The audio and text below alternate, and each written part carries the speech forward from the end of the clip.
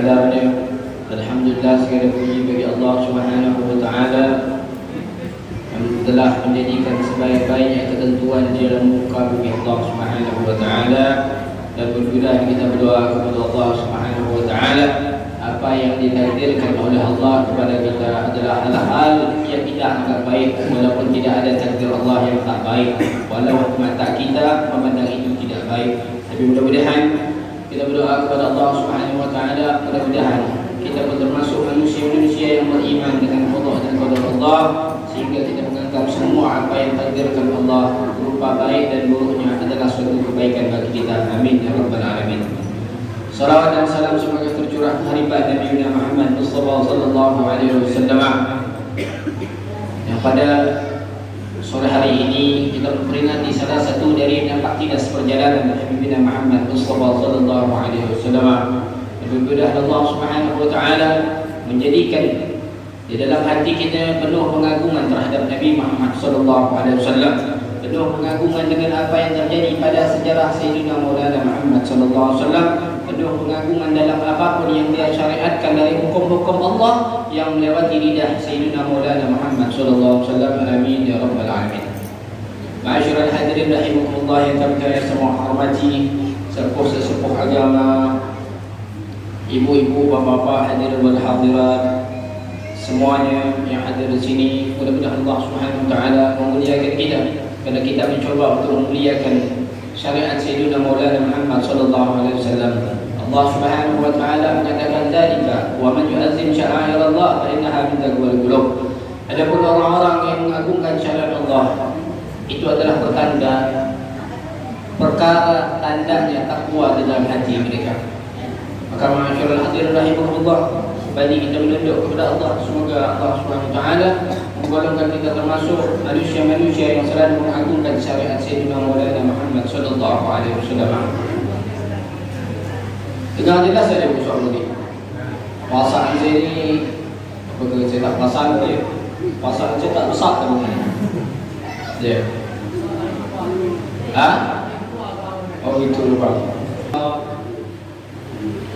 Mengapa saya memulai dengan saya katakan alhamdulillahilladzi qaddarana, segala puji bagi Allah yang telah mentakdirkan jama'na fi hadzal makan, yang Allah Subhanahu wa taala telah menentukan kita di tempat ini.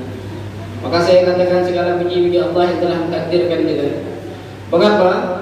Kerana rencana di otak saya ni sebelum kita mulai, ya, saya tadi di toko saya Jumaat itu libur, holiday. Minggu saya bekerja. Jam 9 tadi tak punya kota saya. Jam 10 saya buka. Ada 4 panggilan Ibrahim PLN. Ada apa punya ni? Saya tak ada kota. Saya beli kota setengah 10 jangan. Ya. Kata mak tadi tu, kenapa kau tak buat sopan cadang mak? Nanti ada ustaz padu lah kita kan? Dah. Ikhwan fillah rahimahullah. Kita lihat, ini suatu pembelajaran bagi kita, ada hubungan dengan Isra wal Mi'raj Nabi sallallahu alaihi wasallam. Kita lihat, entah berapa lama sudah dipanggil. Ada seminggu lalu ustaz dipanggil. Ya, boleh kan? Seminggu lalu dia Ustaz dipanggil. Haji Najirin menghubungi Ustaz ini sudah seminggu yang lalu. Ya kan? Rencana manusia, rencana kita, rencana Haji Najirin, doktor apa beliau tadi tu? Walhasil beliau lah tadi tu inti kan? Itulah rencana manusia. Akan tetapi yang terjadi adalah rencana Allah. Saya yang tampil di sini, bukan doktor tadi. Begitulah pula kita hidup ma'asyiral hadirin. Ini jelas betul, nampak betul kekuasaan Allah pada alam ini. Bahawa segala apa yang kita rencanakan itu belum tentu sesuai dengan apa rencana kita. Maka segala itu mengalir dengan qada dan qadar Allah Subhanahu wa taala. segala sesuatu itu bukan sesuai dengan keinginan kita, akan tetapi adalah sesuai dengan keinginan Allah. Kadang-kadang keinginan kita berserta dengan keinginan Allah, maka dia jadilah. Akan tetapi keinginan kita tidak bersesuai dengan Allah, maka tidak akan jadi.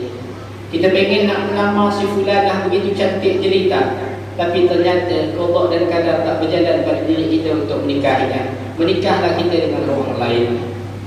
Nampaknya kadang-kadang tak bagus, kadang-kadang tak bagus. Akan tetapi ketika kita tahu, kita sadari, ternyata itu jauh lebih bagus. Kadang-kadang kita tidak menyadari. Asa antakru syai'an, mungkin kau tidak suka dengan sesuatu, fahuwa khairun lakum. Akan tetapi yang tak kau sukai itu, kau inginkan wanita itu, tapi kau dapatkan perempuan yang lebih tak bagus dari dia, kelasnya mukanya lebih bawah daripada dia. Fahuwa khairun lakum, tapi itu adalah baik bagimu. Wa asa an tuhibbu syai'an, kata Allah, mungkin kau cinta dengan sesuatu,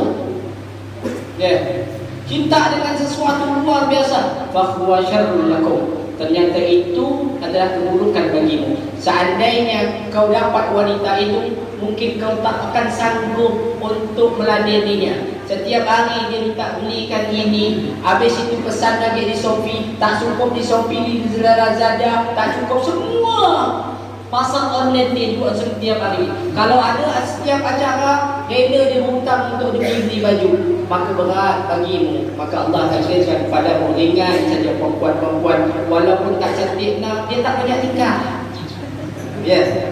Itulah keinginan Allah Subhanahu Wa Taala. Apa yang terjadi adalah baik bagi kita, hanya saja kasat mata kita memandang itu tak baik bagi kita. Apa Allah katakan di dalam Al-Quran memulai kalimat subhanallah perjalanan Nabi sallallahu alaihi wasallam dalam Isra wal Mi'raj Nabi sallallahu alaihi wasallam, subhanallazi asra bi 'abdihi. Maha suci Allah yang telah memperjalankan bi 'abdihi, seorang hambanya. Allah tidak katakan subhanallazi asra bi Muhammadin. Allah tidak mengatakan maha suci Allah yang telah memperjalankan malam dengan Muhammad. Karena Allah di dalam 30 juz Al-Quran Al-Karim tak pernah menyebut mengkhitab Nabi Muhammad SAW dengan namanya. Hanya manusia-manusia yang berkurang ajar dengan Rasulullah yang mengatakan tidak boleh memakai Sayyidina Muhammad, tidak boleh kita mengkultuskan Sayyidina Muhammad, tidak boleh kita memberikan perlebihan kelakuan kita terhadap Rasulullah. Adalah manusia-manusia yang ditakdirkan oleh Allah, adalah manusia yang tidak bisa mengagungkan Rasulullah SAW. Itulah mengapa Allah Subhanahu Wa Taala memakai kalimat subhanallazi asra bi 'abdihi, bukan subhanallazi asra bi Muhammadin. Karena Allah tak pernah memanggil nama Rasulullah langsung, khitabnya ya Adam, ya Yahya, util kitab al-nubuwah. Nabi-nabi lain Allah panggil dengan sebutan-sebutan namanya langsung. Tapi Rasulullah tidak didapati dari 30 juz itu ada satu nama Rasulullah dipanggil ya Muhammad. Itu pelajaran yang pertama yang kita dapati. Satu adalah penghormatan Allah, pengagungan Allah terhadap makhluk yang Allah ciptakan beda daripada yang lainnya. Maka kita belajar untuk membedakan perlakuan kita lebih kepada, walaupun adalah seluruh perlakuan mengimani seluruh Nabi adalah wajib untuk menyamakan, akan tetapi wajib kita sebagai umat Nabi Muhammad melebihkan pengagungan kita kepada Sayyidina Maulana Muhammad sallallahu alaihi wasallam. Itu yang pertama. Yang kedua adalah subhanallazi asra bi 'abdihi. Maha suci Allah yang telah memperjalankan hambanya. Mengapa Allah sebut Rasulullah dengan seorang hamba, bukan dengan kalimat di Muhammadin atau yang lainnya? Karena di dalam dalam kata hamba, Al-Imam Profesor Dr. Said Muhammad Al-Maliki Al-Hasani di dalam kitabnya Anwar Al-Bahiyah fil Isra wal Mi'raj Khairul Bariyah, beliau menerangkan tentang ayat ini. Mengapa Allah panggil Rasulullah bi 'abdihi, seorang hambanya? Dikarenakan li'annahu asyraful maqamat, karena sebutan hamba adalah sebaik-baiknya penyebutan. Jadi yang lain hanya beberapa nabi yang mendapatkan sebutan hamba. yang lain itu tidak, khususnya Nabi Muhammad sallallahu alaihi wasallam, Allah berikan ungkapan, Allah berikan julukan hamba. Karena Rasulullah sallallahu alaihi wasallam adalah manusia insanul kamil mukammal, adalah insan mulia, insan sempurna yang disempurnakan, yang paling sempurna menghambakan dirinya sejak awal manusia, sejak Nabi Allah Adam sampai manusia di akhir, sampai yaumil akhir, hari kiamat, adalah manusia yang paling sempurna menghambakan dirinya kepada Allah adalah Muhammadur Rasulullah, adalah Nabi Muhammad Mustafa sallallahu alaihi wasallam. Maka itulah Allah katakan subhanalladzi asra bi'abdihi, Allah memperjalankan hambanya. Lalu apa makna hamba itu? Ya, sampai begitu luar biasanya Allah menyebut Rasulullah. Syekh Muhammad Al-Maliki mengatakan hamba itu, abdun itu adalah makam tertinggi seorang manusia. Bukan raja, bukan yang lain, tapi hamba. Maha suci Allah yang telah memperjalankan hambanya, hina domirnya kembali kepada Allah. Maha suci Allah yang telah memperjalankan hambanya Allah. Allah idofahkan dalam hukum nahu, idofah, ya, disandarkan mudhof ilaihnya kepada Allah Subhanahu wa taala. Allah menyatakan Maha suci Allah yang telah memperjalankan hambanya, betul-betul diakui oleh Allah menjadi seorang hamba. Maka ma'asyiral hadirin rahimakumullah, apa seorang hamba? Seorang hamba itu, mengapa Rasulullah SAW disebut hamba secara sempurna oleh Allah Subhanahu wa taala? Karena beliau tadi jawabannya adalah menghambakan diri kepada Allah dengan sebetul-betulnya penghambaan. Lalu apa itu hamba? Hamba itu banyak. Hamba itu definisinya banyak. Di antaranya hamba itu adalah al-muqbil bima qadallahu alaihi syarran atau khairan. Hamba itu adalah orang yang menerima, al-qabil, orang yang menerima min qada'i, dari qada Allah Subhanahu wa taala, syarran atau khairan, baik yang buruk atau yang tak bagus, yang baik atau yang buruk. Jadi seorang hamba itu adalah seseorang yang penuh totalitas menerima apapun ketentuan Allah pada dirinya. Itu seorang hamba. Karena kita tidak terlepas melainkan dari segala ketentuan Allah yang telah tercatat. Memang tampak kita berbuat, akan tetapi pada hakikatnya inilah takdir. Kita berkumpul di sini nampaknya usaha kita, akan tetapi inilah takdir yang disebut qada. Dia di Lauhul Mahfuz telah tercatat dengan qalam. Kemudian terjadinya ini adalah disebut qadar, atau kita sebut dalam bahasa Indonesia takdir. Jadi sebelum penciptaan bumi dan manusia telah dicatat bahawa hari ini ana yang berdiri di depan antum semua. Akan tetapi perkataan manusia, keinginan manusia menginginkan ustaz, beliau bin doktor tadi datang ke sini, akan tetapi qada Allah pasti berjalan. Maka ikhwan fillah rahimakumullah, seorang hamba adalah orang yang bisa menerima totalitas apapun yang telah ditentukan oleh Allah pada dirinya, baik itu yang baik ataupun yang tak bagus. Kalau kita lihat Nabi Muhammad, kenapa beliau disebut seorang hamba oleh Allah Subhanahu wa taala? Karena beliau menerima ketentuan Allah itu dengan sangat luar biasa secara sempurna. Umur 2 tahun, umur 2 bulan di kandungan Abdullah, abahnya meninggal dunia. Sudah jadi yatim ketika di perut ibunya. Baru umur 6 tahun telah menjadi yatim piatu. Beratnya itu 6 tahun, 2 bulan di kandungan sudah tak punya bapak, 6 tahun sudah tak punya bapak dan ibu. Kemudian dipelihara oleh kakeknya Abu Thalib. Kemudian 2 tahun kemudian meninggal, dipelihara lagi oleh Abu Thalib. 8 tahun kakeknya meninggal. Kemudian seluruh anaknya, 7 anak Sayyidina Maulana Muhammad sallallahu alaihi wasallam. 4 laki-laki, 4 perempuan, 3 laki-laki. Seluruhnya meninggal dunia sebelum Rasulullah, kecuali Sayyidah Fatimah. 6 bulan setelah Rasulullah, Sayyidah Fatimah pun menyusul. Begitu beratnya timpaan musibah yang Rasulullah rasakan. Tapi Rasulullah adalah yang Allah puji, seorang hamba. Beliau adalah seorang hambanya Allah, maka beliau tak pernah mengeluh sedikit pun apa ketentuan Allah pada dirinya, baik yang dianggap baik ataupun yang dianggap manusia tidak baik. Itulah seorang hamba. Bapak-bapak hadirin wal hadirat, coba kita bayangkan, kadang-kadang kita ini, kalau kita berpikir kita ini seorang hamba atau bukan, coba kita dudukkan diri kita.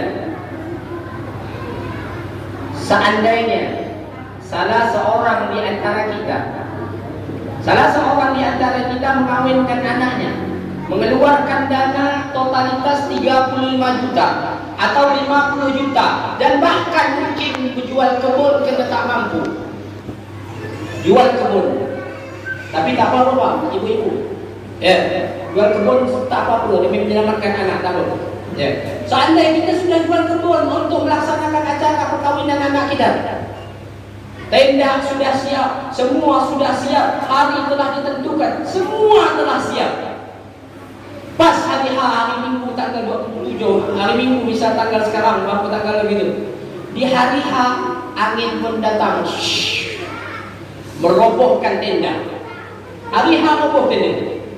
Guntur petir datang, WC kena petir. Allah, musibah besar. Tak jadi pesta. Kira-kira kita bisa tidak menerima itu? Ayo.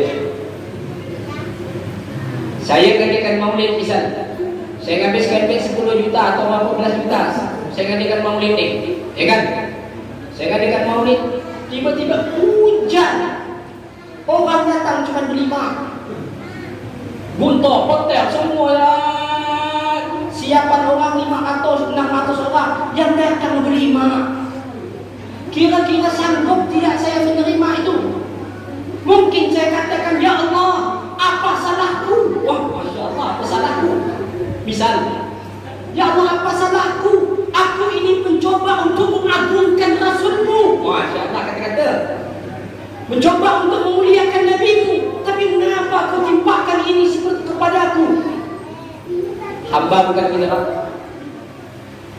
Yang namanya seorang hamba adalah bisa menerima apapun ketentuan Allah bagi dirinya, baik atau buruk dia terima secara lapang dada, karena dia memiliki Allah sebagai Tuhan.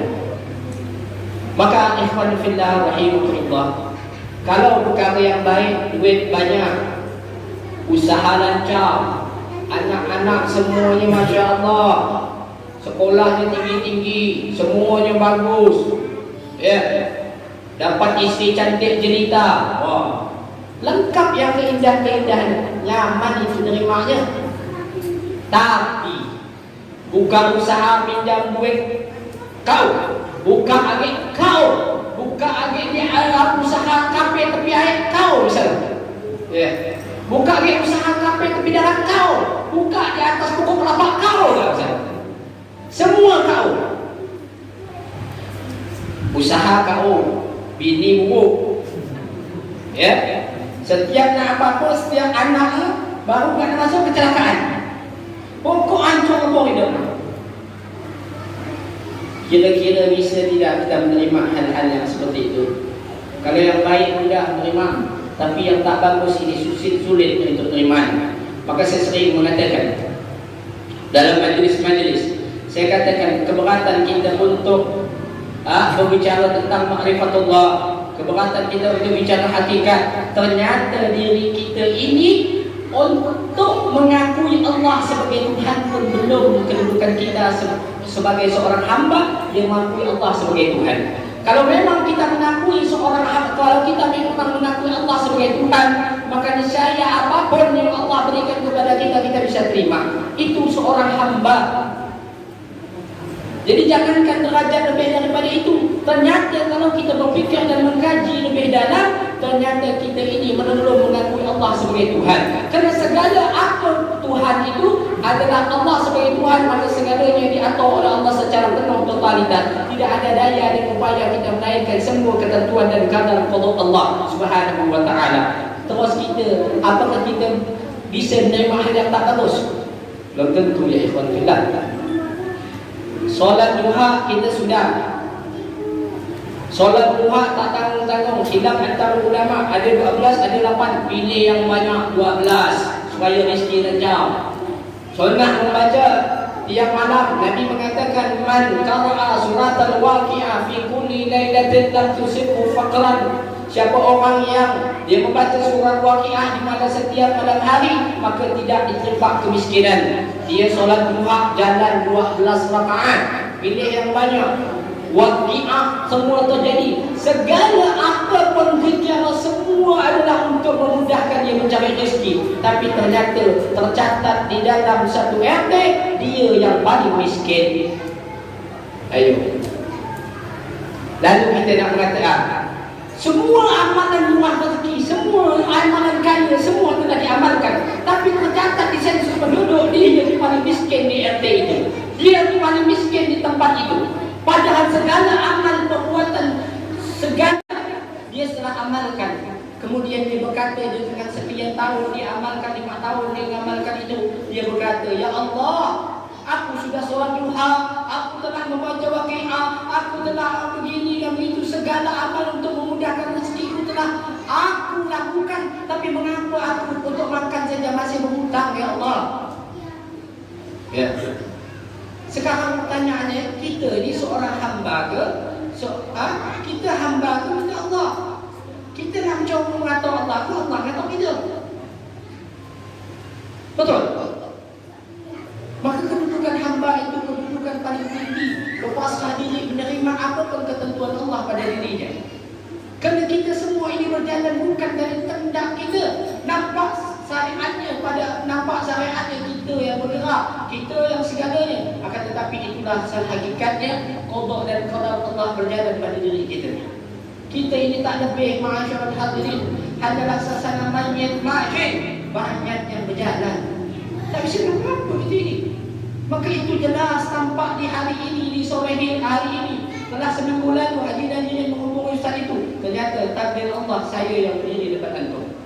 Begitulah terjadi semuanya segala. Maka jangan pernah sedih kalau apa-apa yang terjadi pada diri kita. Belajarlah untuk menjadi seorang hamba Allah, menerima apapun ketentuan dari Allah Subhanahu wa taala. Seberapapun satu dunia ingin membantumu, ingin menjadikanmu, ingin apapun, tak akan bisa terjadi. Seberapapun keinginan kita ingin mendapatkan rezeki itu, akan tetapi satu dunia pun, akan tetapi takdir Allah bukan untukmu, maka tidak akan pernah sampai kepada. Wa ma qadarallahu ilaik la yasu ila ghairik, wa ma qadarallahu ila ghairika la yasu ilaik. Apa yang Allah takdirkan kepadamu tak akan pernah sampai kepada orang lain. Apa yang Allah berikan kepada orang lain tak akan pernah sampai kepada dirimu. Itu titik perkara tak pakai koma. Hanya saja perjalanan kehidupan kita seakan-akan itu pakai koma. Usaha kita semua. Maka ma'asyiral hadirin rahimakumullah, Kadang kita ini mencoba banyak untuk mengatur Allah. Kadang kita banyak mengandalkan amal kita. Ya Allah, aku solat duha. Ya Allah, aku sudah begini. Ya Allah, sudah begitu. Apa salahku ya Allah, masih kau timpakan musibah. Sedekah lancar ya Allah. Setiap hari aku tidak pernah tidak bersedekah. Ya Allah, setiap kali aku selalu majlis taklim. Ya Allah, 5 waktu aku tak pernah tak berjamaah. Tapi mengapa aku selalu ditimpa musibah? Apa salahku? Ya Allah, kira-kira apa salahku? Kesalahanmu ketika yang terbesar adalah ketika kau berkata, apa salahku? Kerana ini kehendak Allah, tak perlu apa kesalah ke tak salah ke, semuanya kehendak Tuhan yang mengalir kepadamu. Justru kesalahan besarnya adalah ketika kita tidak beriman kepada Allah, ketika kita tidak memiliki tauhid, sehingga kita mengatakan, apa salahku? Bukankah Allah itu satu? Apa salahku ya Allah? Siapa anakku sakit, ini begini. Banyak kita musibah-musibah tertimpa sehingga kita menjadikan diri kita seakan-akan Tuhan, Allah yang menjadi hamba. Itu pelajaran yang pertama. Subhanallazi asra bi 'abdihi. Segala puji bagi Allah yang telah memperjalankan hamba-Nya. Kita bayangkan Bapak hadirin wal hadirat, Nabi Muhammad SAW adalah manusia yang paling sempurna menjalankan kedudukan hamba ini, menerima apapun ketentuan Allah. Jangan kita katakan mentang-mentang kita ibadah kemudian kita menjadi yang baik. Jangan kita katakan kerana sedekah ini rumah kita tak terbakar apa semua. Jangan kita katakan kerana orang itu rumah terbakar dia buang sedekah. Dia itu memang bakhil dia. Hadirin wal hadirat, itu syariatnya. Akan tetapi pada hakikatnya apa keinginan Allah itulah yang terjadi. Walau kita banyak ibadah sekalipun, maka asyadul bala anbiya. Yang paling berat bala musibah yang ditimpakan Allah para nabi. Semakin tinggi kedudukan Allah, kedudukan seorang hamba dengan Allah, maka semakin berat ujiannya. Kira-kira salah Nabi Muhammad itu apa? Kurang apa Nabi lakukan? Tapi musibah selalu menimpa beliau. Kata Allah, kata Nabi SAW, "Idza ahabba qauman, idza ahabba qauman ibtalahum." Kalau Allah mencintai suatu kaum, Allah beri dia cobaan. Dia ahli sedekah, rumah terbakar. Dia ahli ibadah, akan kasih Allah lumpuh. Bukan dikarenakan harus adanya begini kemudian menjadi begini. Dalam hukum Allah tidak seperti itu. Akan tetapi dalam hukum manusia bersyariat kita wajib hukumnya kita untuk bersyariat dengan hukum Rasulullah SAW. Syariat dan hakikat harus berjalan berdampingan. Laksana oni dengan mesin dia tak akan pernah berpisah. Asal oni tidak ada maka mesin tak bisa berjalan. Asal mesin tak ada oni ada maka kemudian tak bisa berjalan. Maka itulah hadirin wal hadirat rahimahullah. Pelajaran pertama bagi hari ini adalah Subhanallazi asra bi 'abdihi adalah seorang hamba itu yang Allah berikan kedudukan Rasulullah ada disebut dengan hamba.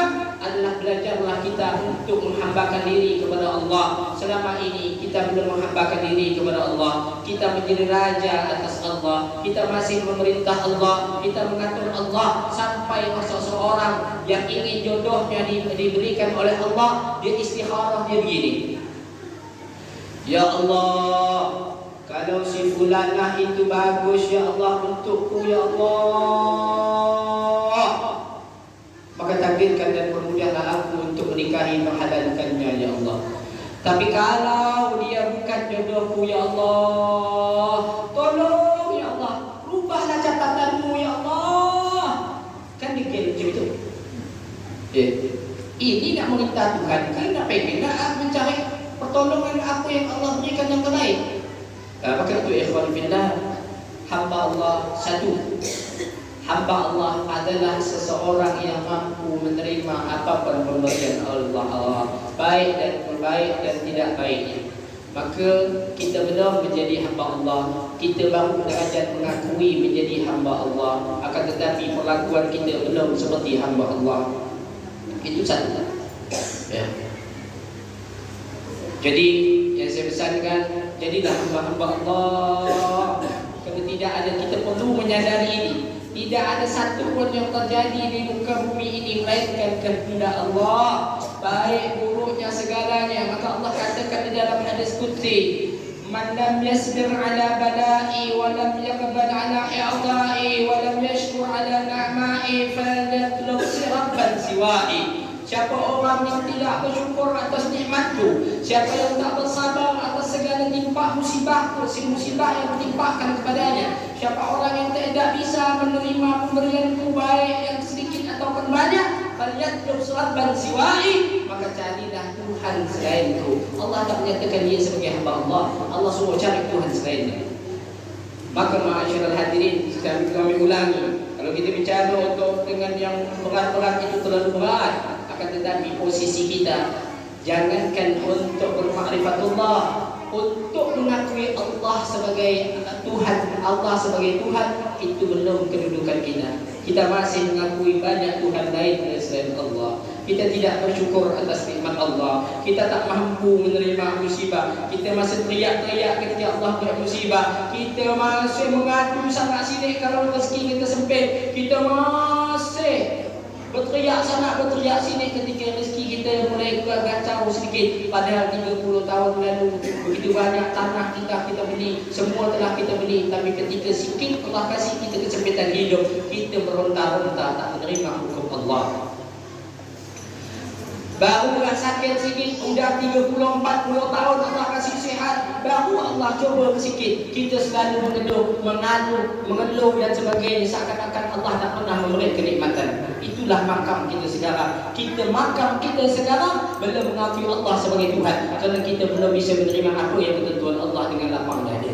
Maka itu ya ikhwan fillah, belajar Isra wal Mi'raj Nabi Muhammad SAW di sore hari ini adalah satu, jangan pernah kita untuk meronta-ronta. Walaupun di hati kita meronta, sadarilah tidak ada sesuatu yang terjadi kecuali adalah ketentuan Allah. Maka kalau kita pengen usaha ini ternyata ini gagal, Allah tentukan seperti ini, itu kemauan Allah, maka segala ketentuan Allah akan terjadi. Akan semua keinginan kita belum tentu terjadi. Apa yang telah Allah inginkan maka terjadilah sesuai dengan keinginan kita. Tetapi bukan semua apa yang kita inginkan itu terjadi. Rahimahullah. Itu satu. Maka hari ini kita bahas cuma azan jemaah. Itu satu. Dua, maka kedudukan hamba ini banyak. Yang kedua, hanya kita mengkaji sedikit. Subhanallazi asra bi 'abdihi. Maha suci Allah menjalankan hambanya. Apa itu seorang hamba? Ini.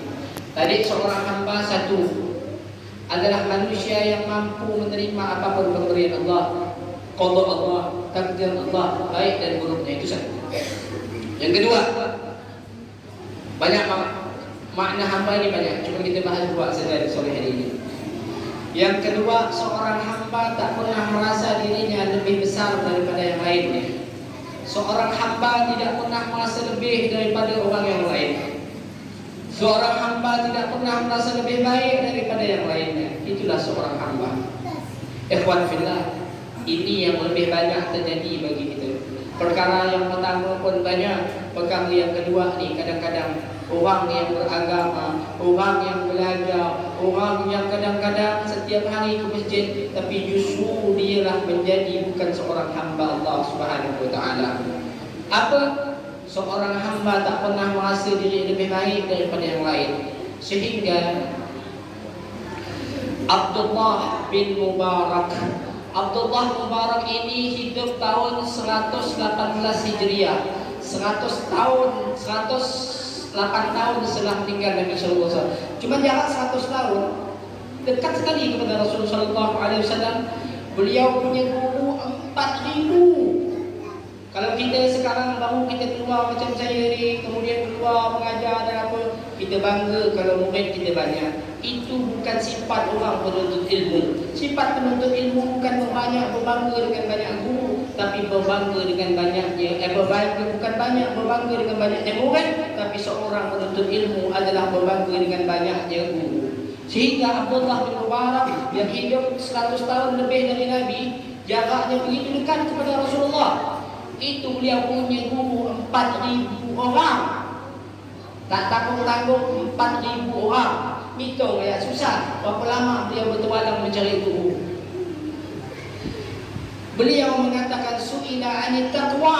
Beliau ditanya tentang ketakwaan. Maka dengan dari saringan 4,000 guru yang beliau pelajari, yang masih asli, yang masih sangat dekat kepada Rasulullah SAW, 100 tahun lebih dulu, orang-orang yang mengalami, guru-guru beliau adalah orang-orang yang mengalami kehidupan para sahabat anak murid Nabi Muhammad SAW. Ketika itu dari saringan 4,000 guru itu beliau ditanya su'ila anit taqwa. Beliau ditanya tentang takwa, maka beliau mengatakan at-taqwa alla tara fi nafsika khairan min ahadin. Beliau katakan takwa adalah ketika kau mampu melihat dirimu kau tidak memiliki kelebihan daripada orang lain. Ketakwaan, kata beliau, ketika kau mampu merasa dirimu lebih hina daripada yang lain. Jadi takwa itu adalah tidak merasa diri kita lebih afdal dari yang lain. Ketakwaan itu kita tidak merasa diri kita lebih baik daripada orang lain. Ketakwaan itu adalah kita dari antara seluruh majlis ini adalah ketika kita mampu merasakan aku adalah manusia yang paling hina dalam majlis ini. Itu takwa. Definisi daripada Abdullah bin Mubarak. Maka seorang hamba adalah seseorang yang tak pernah merasa lebih baik daripada yang lainnya. Maka itu Allah menyebut Rasulullah SAW adalah seorang hamba. Mengapa? Karena Rasulullah adalah seorang makhluk yang Allah ciptakan yang sempurna menjalankan kehambaan dalam definisi ini.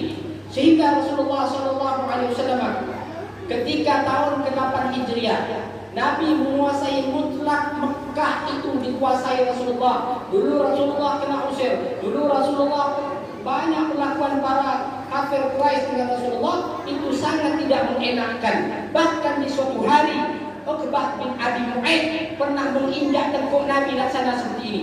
Nabi lagi solat diinjak tengkuknya oleh maaf saya dengan kaki alhamdulillah. Ketika Uqbah bin Mu'aid di depan Nabi, Rasulullah solat, tengkuk Nabi diinjak dengan seperti ini. Bagaimana sakitnya Rasulullah SAW. Akan tetapi ketika tahun ke-8 pembunuhan dan sebagainya banyak yang akan didapati oleh Nabi. Sampai ketika peristiwa hijrah Nabi 5 kali percobaan pembunuhan kepada Rasulullah. Itu hanya durasi 15 hari Rasulullah ingin dibunuh sebanyak 5 kali. Telah puluhan kali Rasulullah ingin dibunuh. Tapi tahun ke-8 ketika Rasulullah SAW menguasai Mekah secara mutlak, dari timur dipimpin oleh Khalid bin Walid yang disebut Saifullah al-Maslul, pedang Allah yang terbunuh. Rasulullah masuk dari barat. Dan Khalid bin Walid mendapatkan perlawanan sedikit dari kafir Quraisy masuk Mekah. Rasulullah masuk ke Mekah tidak mendapatkan perlawanan sama sekali. Apa yang dilakukan Rasulullah? Padahal kalau kita ya ikhwan fillah, kita pernah, misal kita ini di daerah Kakap ini, kita pernah diusir orang, kita pernah dicemooh orang, kita pernah dihina orang, kita pernah dicaci orang, kita pernah dipukul orang. Kemudian mutlak kita menguasai Kakap ini, kira-kira kita dendam kepada orang yang telah menyakiti kita. Mungkin lama yang kita berjumpa, hantar pasukan, beri. Dia dulu yang menginjakku, dia dulu yang memukul aku, bunuh. Tapi tak terjadi pada Sayyidina Maulana Muhammad SAW. Ketika Rasulullah masuk ke Madinah, masuk ke Mekah, menguasai. Rasulullah masuk ke Mekah, menguasai Mekah secara mutlak. Hampir kepala Rasulullah menyentuh leher unta. Bukan bertegak diri, mengatakan diri, aku Muhammad yang dulu kau hina, aku Muhammad yang dulu kau hina, kau kata dan kau keluarkan aku. Akan tetapi menunduk Rasulullah, hampir kepala unta itu bertemu dengan kepala Rasulullah SAW. Ketika sampai di kerumunan khalayak ramai, semua orang Mekah berkumpul, maka Rasulullah mengatakan ketika Rasulullah menguasai kekuasaan secara mutlak, Nabi mengatakan, "Maza tazunnuna anni fa'ilun bikum?" Apa prasangka kalian yang bakal aku lakukan kepada kalian? Maka serta ahli Mekah mengatakan, "Ya Rasul, ya Muhammad, anta ibnul karim wa akhul karim." Ya Muhammad, kau adalah saudara yang mulia dan anak dari seorang mulia. Maka Rasulullah mengatakan, "Man dakhala ala dari salima, wa man dakhala ala baiti Abi Sufyan salima, wa man dakhala fi baitihi salima." Siapa orang, kata Rasulullah, ya, yang masuk rumah Abu Sufyan dia selamat. Siapa orang di antara kalian yang masuk rumahnya dia selamat. Apa kata Rasulullah? Ishabu fa innakum tulaga. Pergilah kalian semua, kata Rasulullah, kalian bebas. Subhanallah. Itulah seorang hamba. Hamba itu tak pernah merasa lebih baik daripada yang lain. Itu seorang hamba. Maka ya ikhwan fillah, na'udzubillah min dzalik. Kadang-kadang ya ikhwan fillah, ini panjang ini bisa berjam-jam, cuma kita singkat-singkatnya. Hati-hati daripada merasa lebih baik. Kerana iblis terusir dikarenakan dia mengatakan ana khairul minhu, aku lebih baik daripadanya. Aku lebih baik daripada Adam. Kalau kita bertanya, ya ikhwan fillah rahimahullah, saya tak panjang-panjangkan.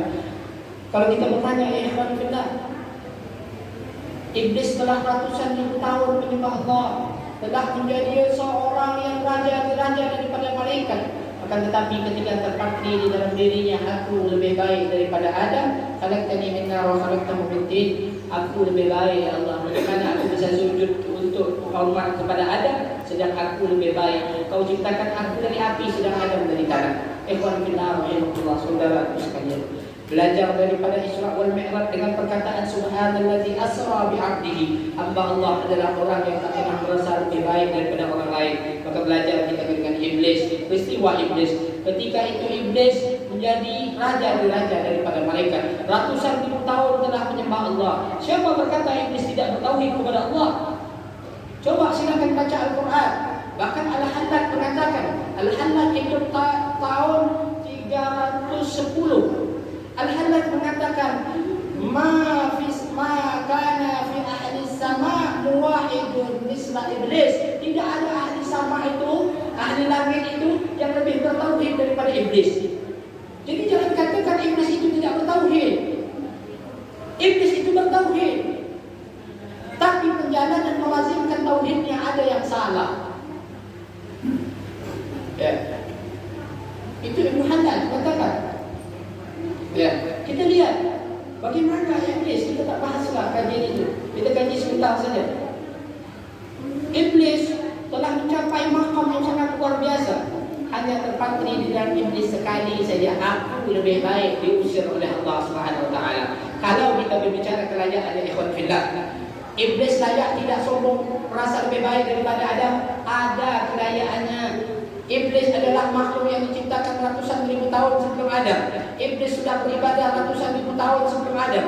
Iblis telah luar biasa dengan keilmuannya, sampai kalau malaikat bertemu iblis, malaikat menunduk saking luar biasanya ilmu iblis. Zikir, jangan tanya lagi iblis dengan zikirnya. Maka punya kelayakan. Kalau kita berpikir, maka iblis punya kelayakan untuk sombong kepada Nabi Allah Adam, karena memiliki kelebihan yang dimiliki. Lebih lama beribadah, lebih dulu diciptakan, lebih banyak ilmunya ketika itu banyak. Akan tetapi kalau kita sombong dengan saudara-saudara kita, apakah ada kelayakan? Peci baru 3 hari yang lalu kita kenal peci.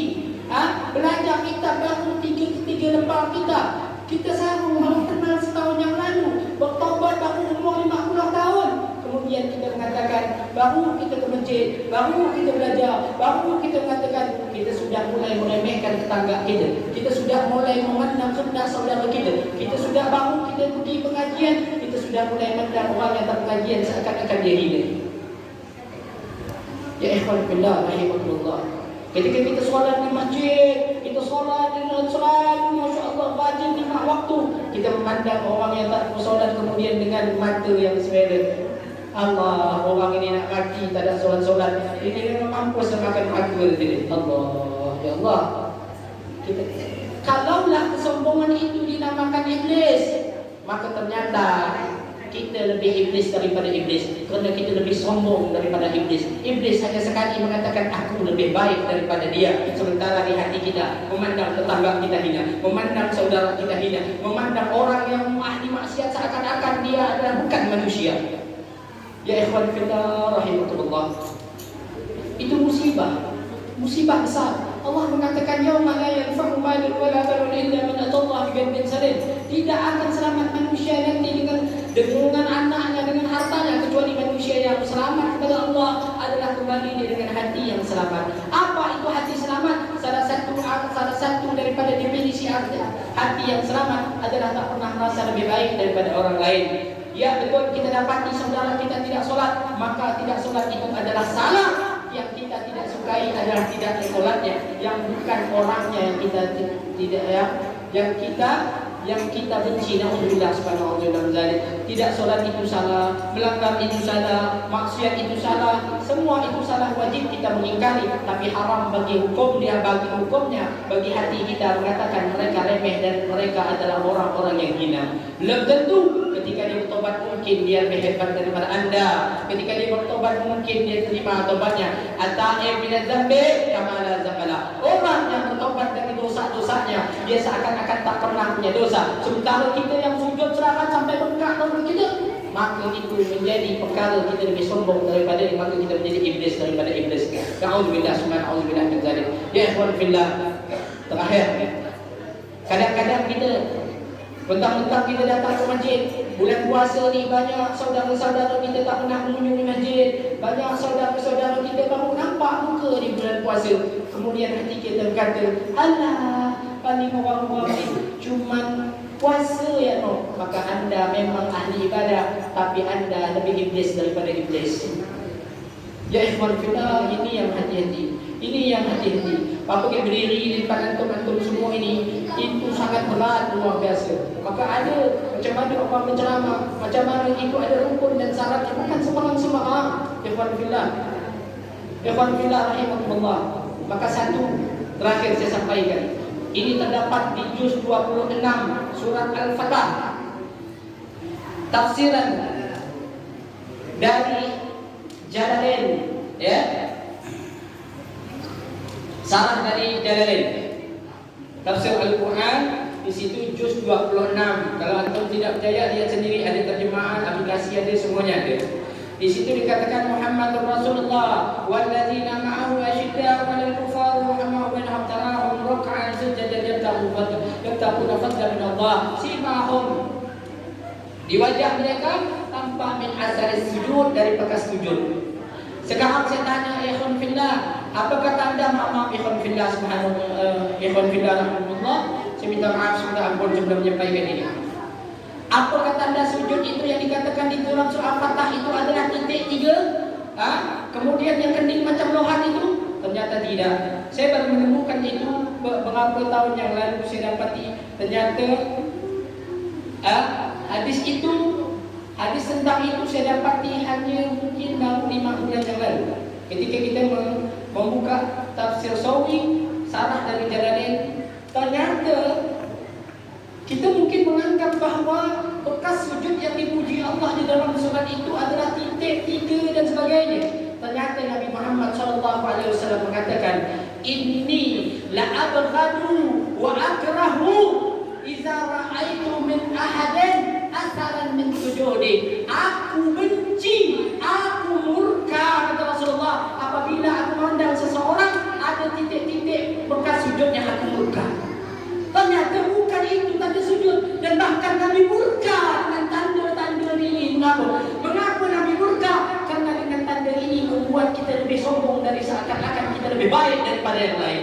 Inilah yang membuat Nabi murka. Ternyata bukan ini tanda sujud, ternyata Nabi murka. Kalau anda tak percaya, anda buka tafsir Sawi bab Muhammad Rasulullah sampai min asar sujud, daripada bekas sujud. Jadi bukan itu tanda sujud. Tanda sujud itu bagaimana kita berlemah lembut kepada seorang muslim. Tanda sujud itu bagaimana kita bertawaduk. Sedang tanda sujud itu adalah bagaimana kita merendahkan diri. Tanda sujud itu bagaimana kita menghambakan diri kepada Allah. Tanda sujud itu adalah bagaimana kita tak menganggap diri kita jauh lebih baik daripada orang lain. Kerana mengapa?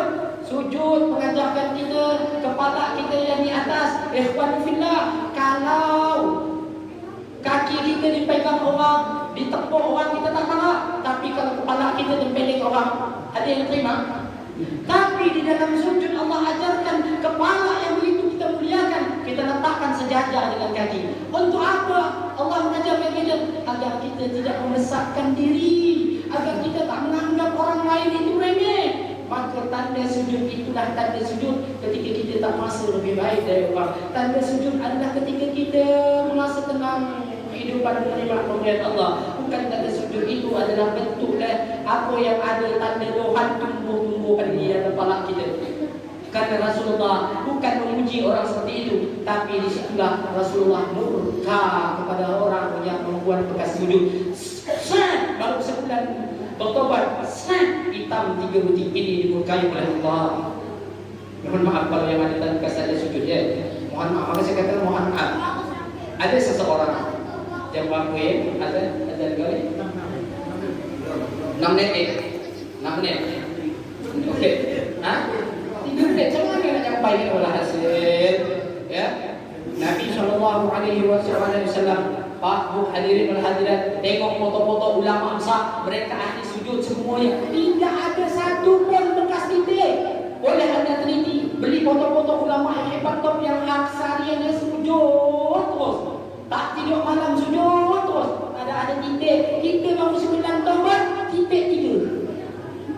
Ya Alhamdulillah. Itulah yang dimukai oleh Allah. Pernah ada seseorang masuk azan. Ya, saya heran orang pulang. Tapi kena bentar dengan saya. Kawan aku dulu. Walhasil ada seseorang masuk. Selain ibadah mengalahkan sahabat. Subhanallah, orang masuk ni mengalahkan para sahabat. Sehingga sahabat-sahabat merasa luar biasa. Kata sahabat, ya Rasulullah, ada seseorang baru ya Rasulullah. Beberapa saat ini dia datang, ibadahnya luar biasa, hebatnya, sujudnya, segalanya ya Rasulullah. Apa kata Rasulullah? Tapi orang ini ketika masuk nong saja, tak ada kena orang, tak ada apa, semuanya seret. Apa kata Rasulullah? Kulihat di dalam dirinya ada guratan syaitan. Padahal ada ibadah. Kulihat di dalam dirinya ada guratan syaitan. Kemudian dia keluar orang itu, Rasulullah tanya, ya fulan, Rasulullah terus pandang, bukankah ketika kau melewati kami tadi kau merasa kau lebih baik dari kami? Ya Rasulullah. Bukankah ketika kau lewat tadi kau merasa kau lebih banyak ibadahmu? Ya Rasulullah. Jadi subhanallah, mungkin kita ditengok orang al-ibadah, ternyata kita lebih iblis daripada kita. Alhamdulillah, dua saja makna pada hari ini kita bahas. Namun juga cadangan, tapi cadangan bisa berjam-jam dia. Ya, maka sekedar cadangan saja. Satu yang kita ambil pelajaran, jadilah hamba Allah. Kerana hamba itu adalah pujian terindah bagi Nabi Muhammad SAW. Kerana beliau adalah seorang hamba yang paling sempurna menghambakan diri kepada Allah. Dua makna itu satu, maka terimalah, belajarlah menjadi hamba, menerima apapun pemberian Allah. Belajar walaupun hati tak menerima, tapi belajarlah menerima apapun pemberian Allah. Sadarilah bahawa tidak ada satu debu pun yang terbang, melainkan adalah ketetapan yang ditetapkan oleh Allah Subhanahu Wa Taala. Maka itu harus kita sadari. Harus kita belajar menerima ketentuan Allah, yang terutama ketentuan yang tak baik bagi kita anggap, maka kita meyakininya dan yakinilah itu adalah ketentuan yang baik bagi kita. Hari ini kita tidak dapati baik, ternyata tahun depan, bulan depan atau berikutnya insya-Allah kita akan berfikir, dan kalau kita cerna ternyata itu jauh lebih baik daripada apa yang kita inginkan. Yang kedua, seorang hamba adalah orang yang tak pernah merasa diri lebih baik. Alhamdulillah, belajar merendahkan diri, belajar tak pernah meremehkan orang. Jangan sampai kita ikut majlis taklim kita meremehkan orang. Jangan sampai kita membaca kitab kita meremehkan orang. Jangan sampai kita belajar tauhid kita pula yang meremehkan orang. Auzubillah, subhanallah, maka belajarlah merendahkan, pandang saudara-saudara kita walaupun mereka ahli maksiat, pandang dengan pengagungan diri mereka. Yang kita benci adalah maksiatnya, tapi zatnya orang yang harus kita agungkan. Masyaallah hadirin, mudah-mudahan ini menjadi manfaat bagi diri saya pribadi, pelajaran pribadi, penyebutan diri pribadi, dan mudah-mudahan manfaat bagi antum semuanya. Mungkin inilah hikmah Isra wal Mi'raj adalah jadilah kita seorang hamba sebagaimana Allah memuji Rasulullah dengan hambanya. Assalamualaikum warahmatullahi wabarakatuh.